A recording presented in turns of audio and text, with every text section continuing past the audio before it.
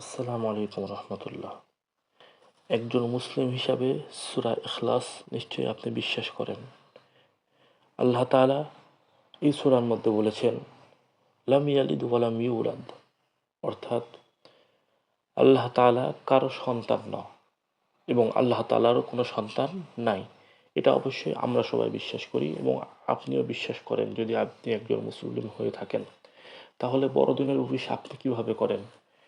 খ্রিস্টানদের বিশ্বাস অনুযায়ী হজরত ঈসা আলাইহিস সালাম আল্লাহ তাআলার পুত্র এবং মারিয়াম আলাইহাস সালাম আল্লাহ তাআলার স্ত্রী। সেজন্য ঈসা আলাইহিস সালামের জন্মদিন পালনার্থে 25শে ডিসেম্বর তারা পালন করে থাকে।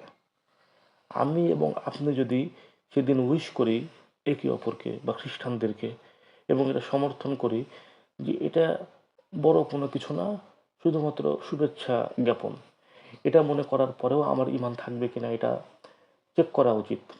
কারণ হাদিসের মধ্যে আছে, মান তাশাব্বাহা বিকওমিন ফাহুয়া মিনহুম, যে ব্যক্তি কোনো জাতির সাদৃশ্য গ্রহণ করে সে সেই জাতির অন্তর্ভুক্ত হয়ে যায়।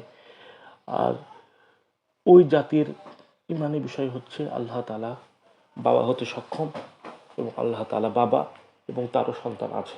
এখন আমরা যদি সেটাকে উইশের মাধ্যমে প্রকাশ করি, তাহলে এটা একরকম এমন হয়ে গেল যে আমরাও এটা সমর্থন করছি যে ঈসা আলাইহিস সালাম আল্লাহ তাআলার আসলেই পুত্র।